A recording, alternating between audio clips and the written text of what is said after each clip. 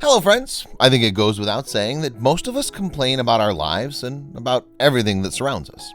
We complain about dirty streets, loud city noises, the unremarkable architecture of high-rise buildings, and much more. We are pained by the gloomy and dull buildings in which we live and work, but alas, we all get used to it and even think that it's normal. There's no point in complaining. If no one cares about these things, then why should I? At the same time, there still exist those people who lead by example and show us that in order to make the world a slightly better place, you just have to move towards your goal and not be distracted by mundane chores and discouraging thoughts. Even a single person is capable of bettering the lives of dozens of people. And by the way, you don't need to be Batman to accomplish this. Today, I'll tell you a story about a person who was able to prove that even the gloomy, the standardized, and the mundane can be transformed into something incredibly beautiful. But first things first, this story began in 2001. It was then that Konstantin Nikolai, a theater designer, bought an apartment in the most basic panel house in the Russian city of Rostov. The talented and creative man found it difficult to walk into the gloomy and standardized apartment building each day, which on top of everything else was not too clean and had not received elementary renovations in years. To say that his surroundings depressed him would be an understatement. The neighbors were not too pleased, but they, like many of us, simply looked the other way. They thought that because it was a communal area, the responsibility of fixing it lay on someone else rather than on themselves. While the rest waited for a miracle to happen, our hero decided to take matters into his own hands. Konstantin Nikolai recalls, "My childhood took place in a disgusting apartment building, as in the case for millions of people in our country. It greeted and escorted me for 30 years when I was finally able to buy my own apartment. I thought that everything would be different, namely that things would be brighter than in my personal life." And just like that, he rolled up his sleeves and began to renovate his own apartment, as well as the communal areas. Fortunately, at the time, his neighbors did not oppose his activities. Konstantin remembered a trip to Italy and how impressed he was by the exquisitely decorated high-rise buildings. He decided to learn from the Italians and turn the dull stairwells in his building into real works of art, the beauty of which would remind him of Italy, only it would be in Rostov and Don. And so happened the man's decisive attitude and dedication came to fruition. There was a lot of work. At first he prepared the surfaces, he then laid tiles on the floor and proceeded to paint the walls with frescoes. Afterwards, he even began to reproduce the paintings of great artists. It was Nikolai's first time working with stucco, so this process took up the greatest amount of his time. Konstantin said that in order for the stucco to come out in high quality with good structure and color, he had to learn new things and hone his skills. But he was satisfied with the end result. It was Konstantin's first time doing such work. He had neither prior knowledge nor skills. Looking at all this beauty today, it was hard to imagine that this extraordinary man spent 10 long years turning ordinary stairway walls into what now looks like a museum. In the end, an ordinary apartment building came to resemble an enchanted castle. In his work, Konstantin combined several techniques. As such, the end result does not have to be one definitive style. Instead, it has a unique variety of styles. One wall features Venetian streets and the other landscapes.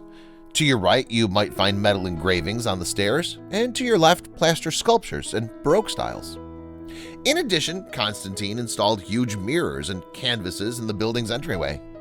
Indeed, it was a huge undertaking that required huge investments of not only time but also money. It goes without saying that nobody would be able to pay for such a project out of his or her own pocket.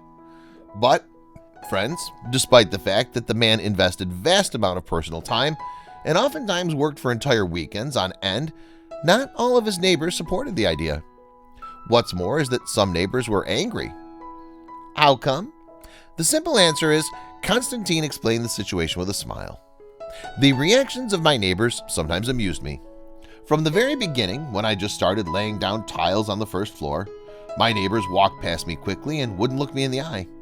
They were afraid that I would start asking them for money for the tiles and for my labor. Of course, they couldn't even imagine that in our time and in our country, somebody would be making something for everyone to enjoy for free. Later, the neighbors started to discuss the fact that the man would likely ask them to reimburse him for the project. It turned out that nobody wanted to invest in the idea.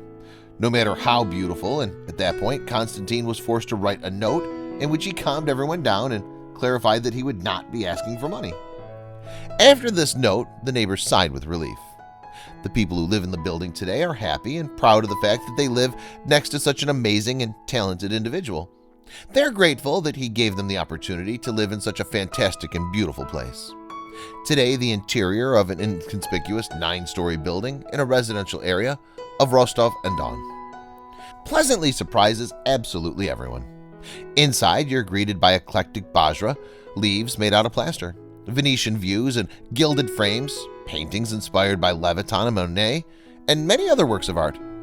At first, Constantine worked on the beautification project alone, but he was later joined by like-minded people who helped him with materials, finances, and labor. But unfortunately, ill-wishers can always be found. This was the case with Constantine. There were people who opposed the building's transformation. They dragged Constantine to court because he independently decided to change communal areas. It's strange, but those disgruntled citizens would rather live in a gloomy and standardized building that fosters melancholy than enjoy the beauty that Constantine created. Those people even succeeded at winning the court case. After several court hearings, the district court ordered to dismantle this unauthorized art project in order to return the building to its original appearance, albeit wretched but familiar and standardized according to building regulations. Constantine Nikolai and his supporters could not let this happen, so they decided to mobilize and protect their project. They enlisted the help of activists and attracted journalists to begin their fight to preserve the creation that brought only joy and positive emotions. Collectively, they succeeded at securing the supports of Rostov-on-Don's mayor. As a result, the court's decision was overturned and the parties were called upon to come to an amicable agreement.